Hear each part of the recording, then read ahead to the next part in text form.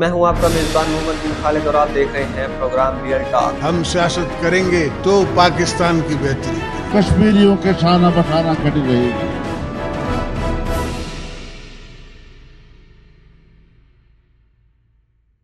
बिस्मिल्लाहिर्रहमानिर्रहीम, अस्सलाम वालेकुम। आप देख रहे हैं रियल टॉक। मैं हूं मोहम्मद बिन खालिद। डेरा इस्माइल खान में गुज़श्ता दिनों हमने देखा कि एक सूबाई हुकूमत की जानिब से कब्रिस्तान के इफ्तिताह की तकरीब मुनक्किद की गई और उसमें जो है हमने देखा कि ख़वातीन ने भी शिरकत की और जो कब्रिस्तान की जो अराज़ी सूबाई हुकूमत की जानिब से दी गई वो कुल 10 कनाल की जो है वो अराज़ी थी। इसके लिए एक बहुत बड़ी तकरीब मुनक्किद की गई। इसके अलावा जो मुल्क में इस वक्त हालात चल रहे हैं दहशत गर्दी के और जो सूबे में करप्शन के हालात चल रहे हैं, इस हवाले से आज हम बात करेंगे और इसी पर हमारे साथ बात करने के लिए मौजूद हैं जमीयत उलमा इस्लाम के मरकज़ी कोऑर्डिनेटर हैं डिजिटल मीडिया विंग के इंजीनियर ज़ियाउर रहमान साहब। अस्सलाम वालेकुम सर। वालेकुम सलाम। खैरियत से हैं? ठीक हैं। आज के प्रोग्राम में आपको खुशामदीद कहते हैं। सर, आगाज़ करते हैं प्रोग्राम का। सबसे पहले हम बात करेंगे, आपने देखा होगा गुज़श्ता दिनों डेरा इस्माइल खान में कब्रिस्तान के इफ्तिताह की तकरीब की गई है। हमने 75 सालों में पहली मरतबा ऐसी तकरीब देखी है। आप क्या कहते हैं इस हवाले से? मैं बड़ा हैरान हूँ कि इस का सवाल का क्या जवाब दें। सिर्फ इतना कहा जा सकता है कि ये इनका लेवल है।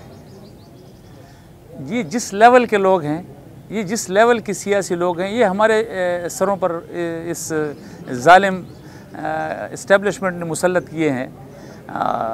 ये गुनाह फैज़ हमीद, जनरल फैज़ हमीद के सर हमेशा रहेगा कि इस तरह के लोगों को हमारे सरों पर मुसल्लत किया और जिनका लेवल ये है कि मकामी लोगों को आपने 10 कनाल ज़मीन कब्रिस्तान की एक्सटेंशन के लिए दे दी, तो 2 MNA साहबान और एक मेयर साहब जो है वो इतने बड़ा प्रोग्राम करके ऐलान कर रहे हैं कि हमने जिंदों से तो हुकूक छीने हैं, मुर्दों को हुकूक दे रहे हैं। अब जहाँ ज़िंदा लोग अपने हुकूक के लिए परेशान हों, वहाँ पर इस पे हंसा ही जा सकता है कि कब्रिस्तान के 10 कनाल की अराज़ी के लिए MNA साहबान और मेयर साहबान जो है ना वो पहुँचे हुए हैं इफ्तिताह के लिए। अंदाज़ा लगा लें कि डेरा इस्माइल खान की आवाम ने इसको कितना महसूस किया है कि आज आपका जब मैं मीडिया टॉक कर रहा था तो उसकी इब्तिदा भी इस सवाल से हुई और आपके प्रोग्राम की इब्तिदा भी इसी सवाल से हो रही है। लोगों ने महसूस किया है, यानी एक सियासी इमेच्योरिटी का एक जिस भोंडे अंदाज में मुजाहरा हो रहा है, ये आपके सामने आ रहा है और तो मैं क्या कर सकता हूँ। अच्छा सर, वज़ीर आला साहब की जानिब से, उनकी पार्टी की जानिब से ये कहा जाता है कि ये जो ज़मीन है ये उनके कोई ज़ाती फ़ंड से कोई दी गई है, वज़ीर आला के फ़ंड से दी गई है। क्या इस हवाले से क्या कहेंगे? ज़ाती फ़ंड से, ज़ाती अपने माल से तो एक मस्जिद को एक ईंट भी ना दें, तो ये कब्रिस्तान को 10 कनाल की ज़मीन देंगे। ये कब्रिस्तान से ज़ाती अगर इनकी ज़मीन होती, मैं आपको यकीन से कहता हूँ ये कब्रिस्तान से 10 कनाल की ज़मीन छीन लेते अगर इनके ज़ाती कोई दावा होता देने की बजाय। ये आप इनसे तवक्को रखते हैं जो आवाम के हुकूक खा रहे हैं, जो करप्शन कर रहे हैं, जिन्होंने आवाम के 10,000 रुपये को नहीं छोड़ा और उनको इसमें जिस भोंडे अंदाज से करप्शन की गई, आप उनके बारे में ये तसव्वुर कर सकते हैं कि वो अपनी ज़ाती से कोई चीज़ कब्रिस्तान के लिए देंगे? मैं यकीन से आपको कह रहा हूँ कि अगर इस कब्रिस्तान के नीचे कहीं इनके परदादा का भी कोई दावा मलकियत होता है ना, तो कब्रिस्तान से 10 कनाल ज़मीन भी छीन लेते अगर इनकी ज़ाती होती। अच्छा सर, हमने देखा गुज़श्ता दिनों वज़ीर आला साहब ने एक प्रोग्राम में मौलाना फजल रहमान साहब पर सख्त तनकीद की और उन्होंने जो है सदका खाने वाले मौली का एक वो लक़ब दिया, शायद आपने सुना। सर, इस हवाले से क्या कहेंगे? मैंने कहा कि मुझे अच्छा नहीं लगता कि मैं इस तरह के सवालों का जवाब दूं, लेकिन मैंने पहले भी आपके दोस्तों के इसरार पे इस सवाल का सिर्फ इतना जवाब ज़रूर दिया, बड़ा सॉफ्ट किस्म करके।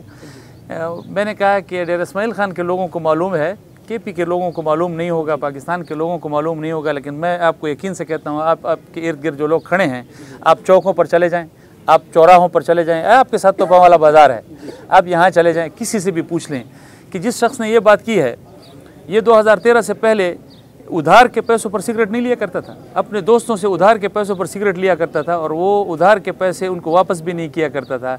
अगर ऐसा शख्स उलमा पर या किसी उस पर जो है वो सदके खाने का इल्ज़ाम लगाएगा, तो ये फिर आप ख़ुद अंदाज़ा लगाएं कि जिसकी अपनी हालत ये हो कि लोगों से उधार के पैसे खा जाता था, वो सदके की बात करेगा तो। KPK के हवाले से बात करते हैं। KPK में पिछले तकरीबन 10 से 12 सालों से PTI की हुकूमत है और तकरीबन 3-3.5 साल जो है वफाक में भी हुकूमत रही PTI की। सबसे ज़्यादा करप्शन PTI के दौर में आपने देखी है या जो दूसरी हुकूमतें आई पीपल पार्टी की, नून लीग की? एक सादा सा फार्मूला निकाल लेते हैं जी, सादा सा फार्मूला KP के हवाले से। जब MMA की हुकूमत ख़त्म हो रही थी 2008 में 7 के आखिर में, तो KP पर कर्जा था 27 अरब रुपए। ठीक है। जब ANP और पीपल्स पार्टी की मुश्तरका हुकूमत ख़त्म हो रही थी तो वो कर्जा चला गया था 100 अरब तक। MMA के दौर हुकूमत में मैं इतना वो कर लूँ कि हमने कर्जा कम करके 27 तक लाए थे। ठीक है। ANP और पीपल्स पार्टी की हुकूमत के दौर में ये पहुंचा 100 अरब तक। उसके बाद 2013 में PTI की हुकूमत आई। इस वक्त हमारे KP पर कर्जा 1000 अरब से बढ़ चुका है। 1000 अरब से 100 अरब से 1000 अरब का फासला कितना है? 900 अरब का। इसके बाद आप कौन सा फार्मूला लगाएंगे किसी की करप्शन में? वज़ीर आला साहब कहते हैं कि वफाक ने हमारे पैसे देने, वफाक हमारे पैसे नहीं दे। वफाक तो पैसे नहीं देता, हमेशा से नहीं देता, हमारे ज़माने में भी नहीं देता था। रॉयल्टी के पैसे जो थे, अब तो इनके जब इनकी कठपुतलियों की हुकूमतें बनती हैं तो हमारे बड़े अच्छे मोहतरम दोस्त हैं, भाई हैं, मेरे दोस्त भी हैं, भाई भी हैं, लेकिन हैं इसी तरह के मोहसिन नकवी साहब, वो जाते हैं, एक थपकी भी इनको दे आते हैं एस्टेब्लिशमेंट की तरफ से, साथ में कुछ जो है वो विफाक की तरफ से कोई चीज़ भी दे देते हैं, कोई फंड्स का तोहफा भी दे देते हैं। जी, वो भी दे देते हैं। तो वो तो इनको मिल जाता है। हमें तो हमारी हुकूमत में तो जो 6 अरब रुपए पे इन्होंने रॉयल्टी को फ्रीज़ किया हुआ था वो भी नहीं देते थे, वो भी नहीं देते। हम ज़बरदस्ती उनके साथ जो है ना केसेस लड़ते थे और हम उनके साथ सालिसियाँ करते थे, तो इनको तो फिर भी मिल जाते हैं। तो विफाक हमेशा से इस तरह करता रहा है। हमारे साथ तो दुश्मनों वाला सलूक, मुशर्रफ का ज़माना था तो हमारे साथ तो दुश्मनों वाला सलूक करते थे। इनको तो फिर भी मोहसिन नकवी साहब की बदौलत कुछ ना कुछ मिल जाता है।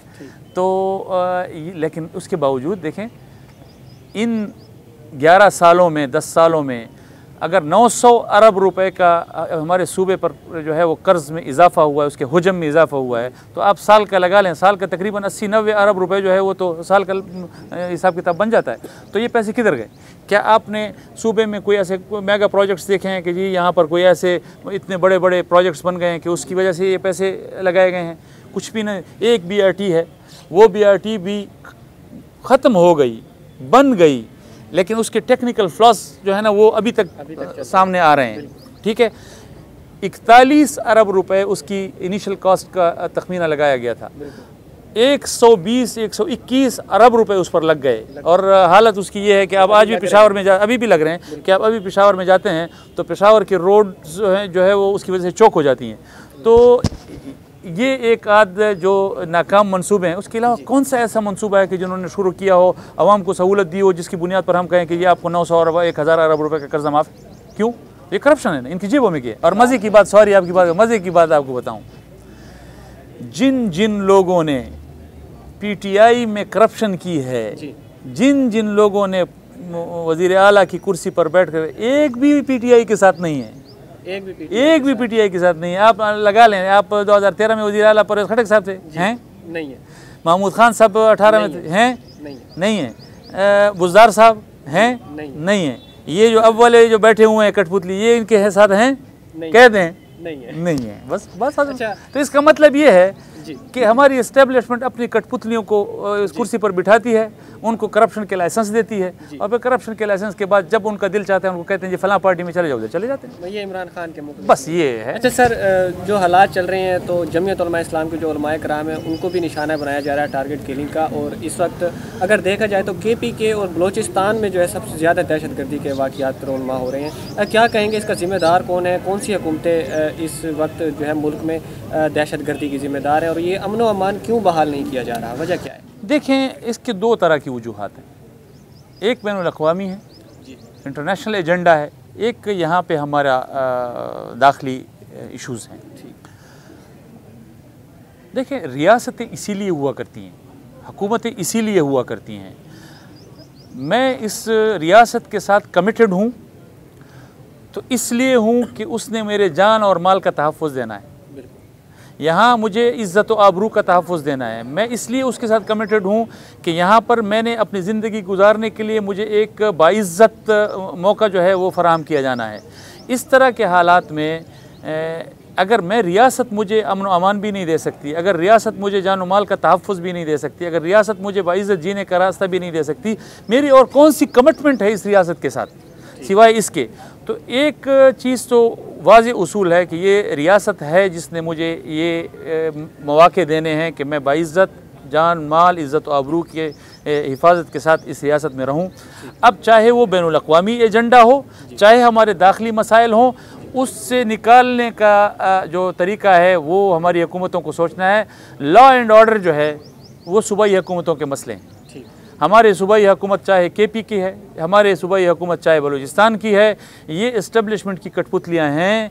तो इसका मतलब ये है कि असल में हमारी इस सारी सूरत हाल की ज़िम्मेदार हमारी इस्टेब्लिशमेंट है कि जिन्होंने आम आदमी के हुकूक जान व माल इज़्ज़त व आबरू के हुकूक का तहफ़्फ़ुज़ नहीं किया, इसलिए कि जब वो इस तरह की कठपुतली हुकूमतें लाएंगे, जब वो आवाम की मुंतखब हुकूमतें नहीं होंगी, जब वो आवाम के वोटों से मुंतखब होकर नहीं आएंगी, तो फिर लामुहाला यही होगा कि जब इस तरह के मसाइल पैदा होंगे, आवाम की उंगलियां और उनकी जो है नज़रें वो इस्टेब्लिशमेंट की तरफ उठेंगी कि भाई अगर आप आवाम को अपने मुंतखब करदा लोग की हुकूमत लाने देते तो हम उनसे सवाल करते।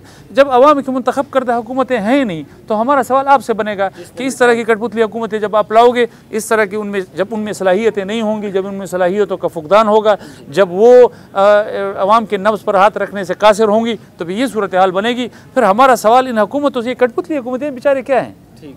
आज आप ये आपके पड़ोस में एक कठपुतली वज़ीर आला बैठा हुआ है, अभी इनको कह दें कि ये इस्टेब्लिशमेंट का घर से नहीं निकल, घर से निकल सकता नहीं निकल सकता। तो जो वज़ीर आला जिस अमन व अमान का ज़िम्मेदार है, अगर अमन व अमान का ज़िम्मेदार भी अपने घर से निकलने की पोजीशन में नहीं है, मैं उस कठपुतली से उस बेचारे से क्या सवाल करूं? मेरा सवाल आपसे बनेगा कि आपने रियासत को इतना कमज़ोर क्यों किया है?